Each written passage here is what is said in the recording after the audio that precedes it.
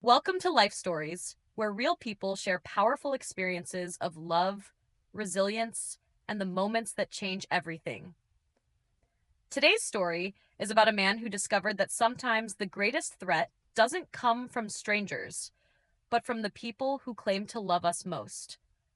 What started as a quiet family dinner turned into a shocking revelation that would challenge everything he believed about trust, loyalty, and the true meaning of family. Subscribe to our channel to begin today's unforgettable story, because sometimes the most powerful way to fight back is to simply tell the truth. My name is Jack Monroe, and I'm a 32-year-old photographer living in Boulder, Colorado. Not the Instagram kind of photographer. I'm the kind who wakes up at 4 a.m. to catch the soft light over a foggy mountain range or crouches in freezing snow for hours, waiting for a bison to look just right. I built my business from scratch. Weddings, wildlife editorial spreads, and while it's never been glamorous, it's honest work. It's work I'm proud of. But to my in-laws, particularly my mother-in-law, Linda Whitaker, none of that has ever been enough. From the very first moment I met Linda, I felt like I was being evaluated and dismissed all at once. She smiled politely, complimented my creative energy, and then promptly asked me when I planned to get a real job. Her husband, Richard, was less subtle. A retired investment banker, he often referred to my photography as a hobby with a tight-lipped smile and an undercurrent of disapproval. Every Sunday dinner at their stately colonial-style home in Greenwood Village was a routine test I never seemed to pass. My wife, Emily, saw it all. She would reach under the table and give my hand a gentle squeeze when her father grilled me about finances, or when her mother made a backhanded compliment about one of my published works. Emily, who I met 6 years ago at an art exhibition in Denver, has always been the quiet strength in my life. She was finishing her master's in environmental science at the time, and we connected almost instantly. Her passion for the earth, for protecting what's wild and fragile, mirrored the way I see the world through my lens. Her parents never understood that bond. Richard expected Emily to marry someone with a steady career, a retirement plan, and preferably a pedigree from an Ivy League school. Linda, on the other hand, made her disapproval look like concern. She would ask if I'd considered teaching photography instead, or whether we might relocate somewhere more stable for Emily's future. Despite it all, I played the long game. I brought fine wine to dinners, gifted them framed prints of my best landscapes, and nodded politely through Richard's stock market anecdotes. I thought I could win them over with time, patience, and professionalism. I was wrong. Last Christmas, I overheard Linda on the phone saying Emily could have married that orthopedic surgeon, Thomas, but she chose the creative one. She said, creative, like it was a terminal condition. And when Emily and I told her parents we were thinking about starting a family, Richard pulled me aside and said, kids are expensive, Jack. Maybe think about a real career before bringing one into the world. Still, I kept my mouth shut. I never told Emily. I didn't want her to have to choose between me and the people who raised her. But the signs were there. Linda would ask Emily to help in the kitchen, just as I started sharing news about a new client. She'd forget to include me in family photos. And Richard once suggested therapy for Emily's impulsive decisions, while looking directly at me. I ignored all of it, convinced that if I proved myself enough, they'd come around. I didn't realize until much later that this was never about acceptance. It was about control. The day of Linda's birthday dinner, I had just returned from a week-long assignment in Montana, photographing bison for National Geographic. I was dead tired, my face raw from windburn, but Emily insisted we couldn't miss it. Just a couple hours, she said. We arrived at their home, where the silverware was perfectly polished and the air always smelled faintly of lemon polish and expectation. Dinner started as usual. Richard talked about the stock market. Emily's brother Matt and his wife Samantha made small talk. I sipped a beer and counted the minutes until it would be polite to leave. Then Linda brought out her famous sangria. I made something special for my favorite son-in-law. she said, smiling too brightly as she carried 2 glasses from the kitchen. There was something off in the way she said it, the way her fingers trembled just slightly. I followed her into the kitchen under the pretense of helping, and that's when I saw her. She had 2 glasses, one already filled. As I stepped in, she quickly tucked away a small vial and added a splash to the glass.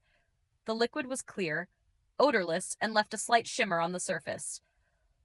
I felt something cold tighten in my chest. I didn't confront her. I simply took both glasses and walked back into the dining room. I placed the altered drink in front of Richard and made an excuse about preferring water with dessert.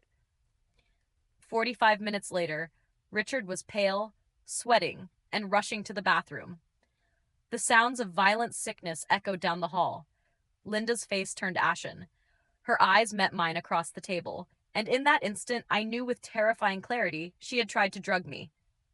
And she knew I knew. I didn't say a word. I just ate my cake while Emily disappeared to check on her father. In the chaos that followed, excuses about bad shellfish, speculation about a stomach bug, I quietly slipped the untouched glass into my coat pocket. Something in me shifted that night. The kind of shift you don't come back from. Not rage, not fear. Something colder, steadier. I wasn't just going to let this go. I wasn't going to shout or accuse. I was going to make sure they finally saw me. Not the photographer, not the creative one, but the man who married their daughter. And the man they couldn't control. I didn't sleep much that weekend. The untouched glass sat on my desk in my studio like an unanswered question. Emily noticed I was distracted, but I told her I was prepping for an upcoming gallery exhibit. That wasn't entirely a lie. I was preparing for something. Just not the kind of exhibition that hangs in a frame. On Monday, I brought the glass to an old client of mine, Jason Thorne, who now ran a private toxicology lab in Denver. Personal or professional? He asked when I handed it over. Family, I replied. 3 days later, Jason called. Jack, there were benzodiazepines in that drink.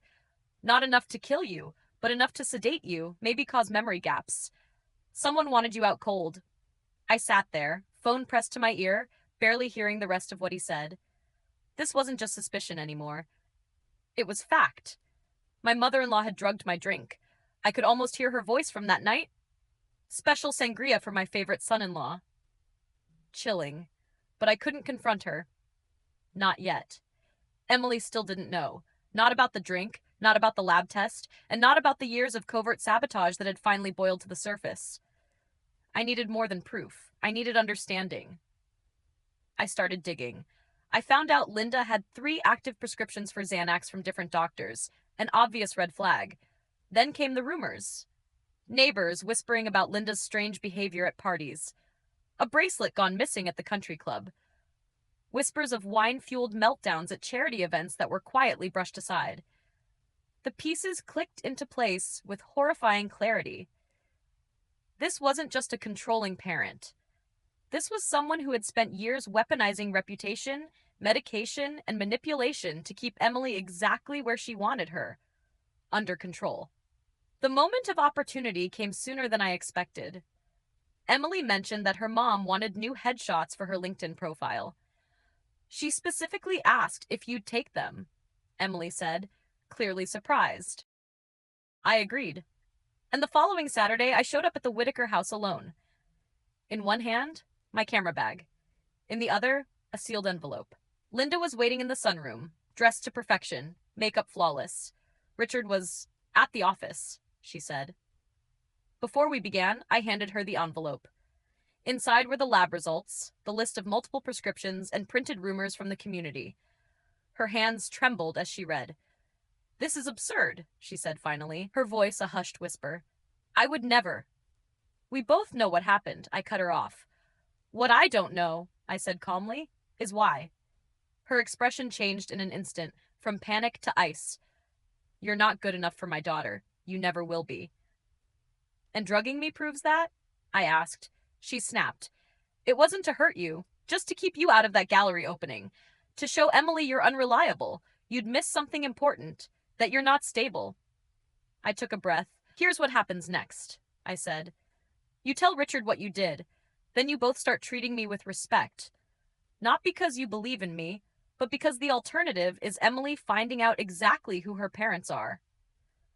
She laughed nervously. She'd never believe you over us. Maybe not, I said, picking up my bag. But she'll believe a lab report, prescription records, and a town full of neighbors you've alienated. I left without taking a single photo. That evening, Linda called Emily in tears, claimed I had been aggressive, even threatening. When Emily confronted me, I knew it was time. I told her everything, and for the first time since I met her, my wife looked at me like she didn't recognize me. Emily didn't speak for a long time after I showed her the toxicology report, the prescriptions, the texts. She sat on the edge of our bed, lips parted slightly, eyes blinking as if trying to wake from a dream. My mother wouldn't do this, she whispered, but there was no conviction in her voice.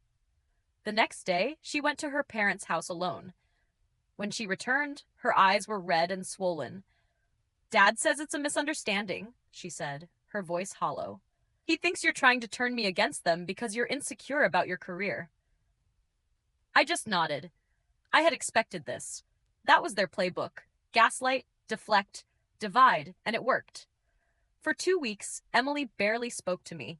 She went to see her parents regularly, always returning more distant than before. I threw myself into my work, hoping the storm would pass. Then one afternoon, a small package arrived. No return address.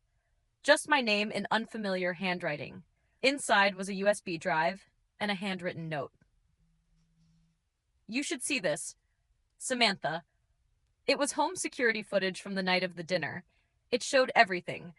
Linda pouring something from a vial into the glass, me entering the kitchen, the glass switch, and then, after we left, the screaming match between Linda and Richard. You poisoned the wrong one, he yelled. This isn't the first time you've done something like this, he added. There was more. We'll let footage of them 2 days later, plotting. He knows, Richard said. So what? Linda replied coldly. Emily will never choose him over us. I've already started planting doubts about their marriage. By the time I'm done, she'll think leaving him was her own idea. My hands were shaking as I closed the laptop. This wasn't about me anymore. It never had been. It was about control. Total, suffocating control over their daughter's life. I called Samantha. Why did you send this? Because they did the same to me, she said. When I married Matt, they spent 2 years trying to tear us apart. I couldn't let them do it again. I knew what I had to do. I invited Emily, Matt, and Samantha to dinner, without telling Emily why. After dessert, I connected my laptop to the TV. There's something you all need to see. We watched the footage. All of it. The kitchen, the arguments, the cold, calculated plan. Emily didn't speak until the final clip ended. Tears ran down her cheeks. Why didn't you show me sooner? She asked. Because I needed you to see all of it, I said. Not just what they did to me, but what they've been doing to you. Your whole life. That night changed everything. There were arguments, yes, denials, of course, but the truth had been laid bare. No more secrets, no more manipulation. 6 months passed. Emily and Matt started therapy. Linda and Richard kept their distance. Then one evening, Emily looked at me across the dinner table. We're having a baby, she said, smiling. 3 months. We named our daughter Sophie, after my grandmother, and when Linda and Richard visited her in the hospital, they brought flowers. But this time, they didn't offer advice, didn't critique my work, didn't overstay their welcome. They finally understood something vital. We weren't theirs to shape anymore. I didn't win by outsmarting them. I won by refusing to play their game. In the end, I built a life I could be proud of. With the woman I love, the family we chose, and the story I was never afraid to tell. Looking back, I realized the most powerful thing I ever did wasn't confronting Linda or collecting evidence. It wasn't the camera footage or the toxicology reports. It was choosing to live my truth. Calmly, persistently, without apology. I didn't fight fire with fire. I didn't scream or scheme. I stood my ground and let the truth speak for itself. And in doing so, I gave Emily the space to see her parents clearly. Maybe for the first time in her life. Healing didn't happen overnight. There were hard conversations, painful realizations, and long silences filled with doubt. But we came out stronger, more honest, more united, and no longer living under someone else's shadow. Our daughter Sophie is growing fast now. She laughs with her whole face and holds on to my finger like she's never letting go. And maybe that's the point. When you build a life based on love, trust, and respect, you create something that no manipulation, that no lie, can ever tear down. We still see Linda and Richard occasionally, always on our terms. They bring gifts and keep their distance. They haven't changed, not really, but they've accepted that we have. And that's enough. I still take photos, still chase the light through mountains and meadows. But now, when I come home, I know the real masterpiece is here, in this house, in this family, in the life we built together, one moment at a time. Thank you for listening to our story. If it moved you, if you faced something similar, or if you just want more powerful stories about love, resilience, and life's unexpected lessons, don't forget to like, comment, and subscribe to Life Stories. There's always more to come. Real voices, real people, real strength. We'll see you in the next story.